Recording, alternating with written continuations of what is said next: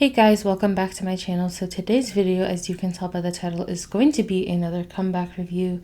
This month is going to be a little bit different from my other comeback reviews. You'll notice that there are significantly less comebacks in this video, and that's because I really only wanted to include comebacks I actually had something to say about.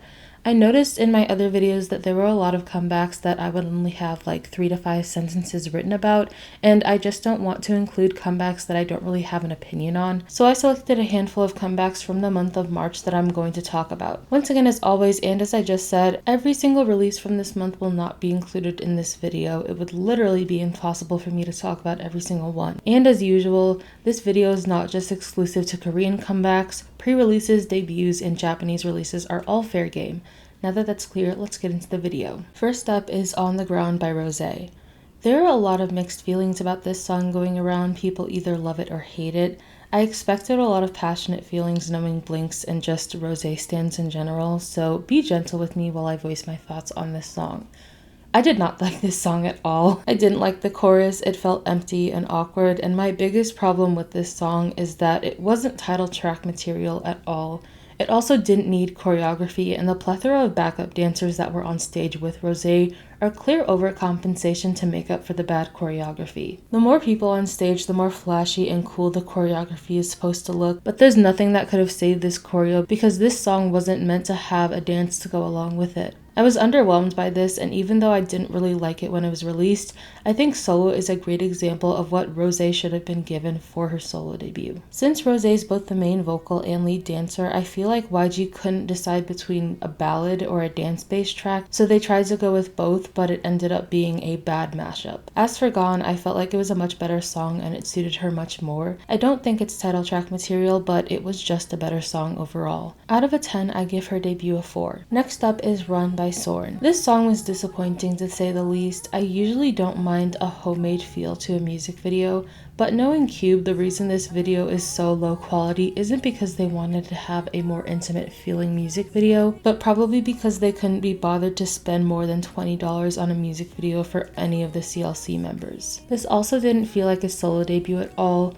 There was just not enough effort put into this release for it to feel like a proper solo debut. This song kind of sounded like a rejected Taylor Swift song, which I'm not really a big fan of. I understand that seulrene may be more comfortable speaking English, but I kind of wanted this to be a Korean release so it would have a better chance of charting in Korea. Like I said, it didn't really feel appropriate for a debut song, and I felt like this song should have just been a gift to international fans as opposed to a song that marks seulrene's solo debut. It also doesn't seem like it's charting well in Korea, all the more reason for this to not have been her debut song. Out of a 10, I give it a 3. Next comeback is Ponzona by Purple Kiss. There was a lot of hype around this debut and Purple Kiss as a whole. I feel like most of it is just excitement that they were finally making their debut because their debut song was really nothing special.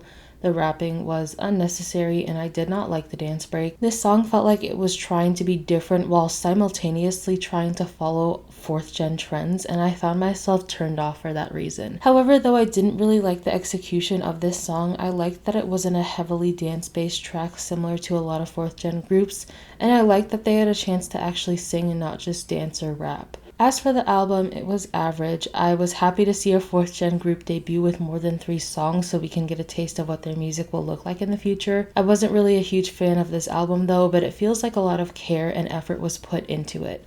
Out of a 10, I'd give this comeback a 6. Next up is After School by Weekly. This song wasn't for me. I ended up playing myself because I made the mistake of listening to all the people who hyped up this song. I don't know what it is about my taste in music, but I rarely ever like songs that have a lot of hype around them.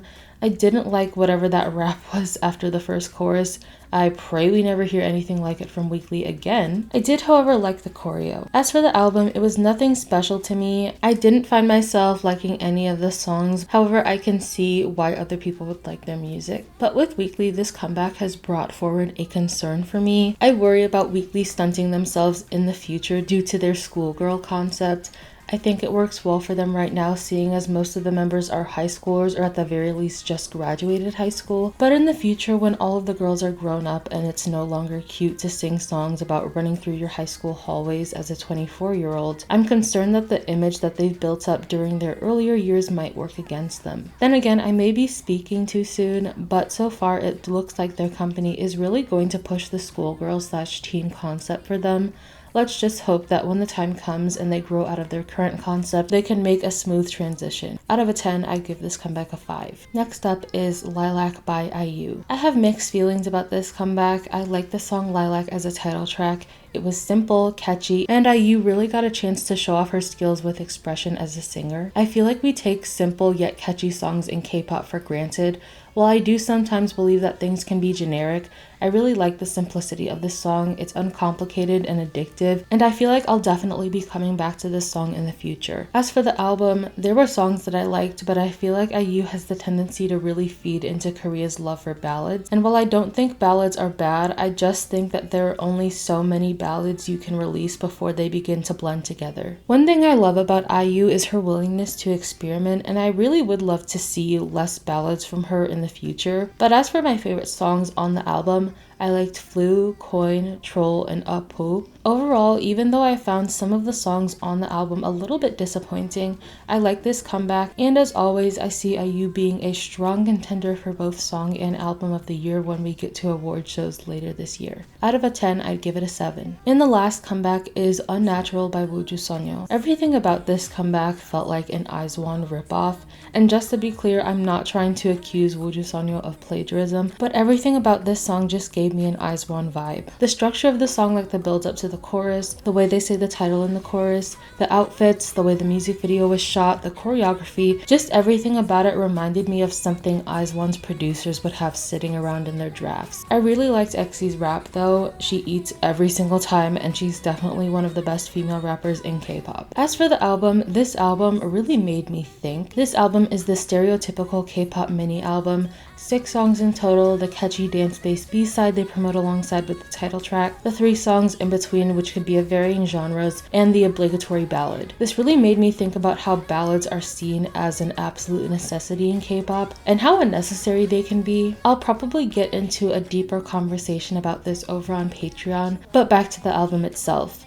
I really like the B-side Last Dance. It's such a slutty song, and EXI's rap, godsend to say the least. This song really made me miss sexy songs in K-pop, and not necessarily the sexy concept, because this song isn't overtly sexy in that sense, but just songs that sound seductive and sexy. I feel like those are always some of my favorite songs to come out of K-pop. I also really like the song New Me.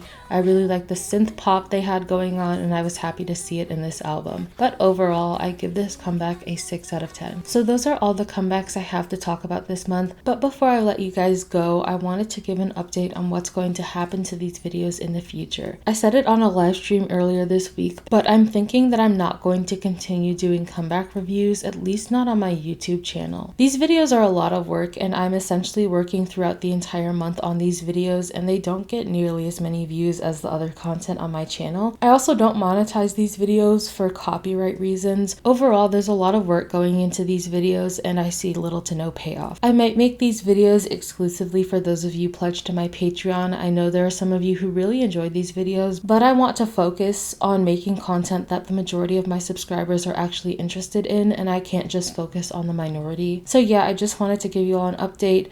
I know it's disappointing, but like I said, these videos are a lot of work, and it doesn't seem like a lot of my subscribers are watching them, so I'm likely going to trade out this series for more appealing content. But yeah, I just wanted to give you all a heads up so that none of you are surprised when the comeback reviews stop. But that's the end of this video. I hope you all enjoyed. Comment down below your thoughts and opinions on these comebacks. Don't forget to like, comment, share, and subscribe, and I will see you in my next video. Bye!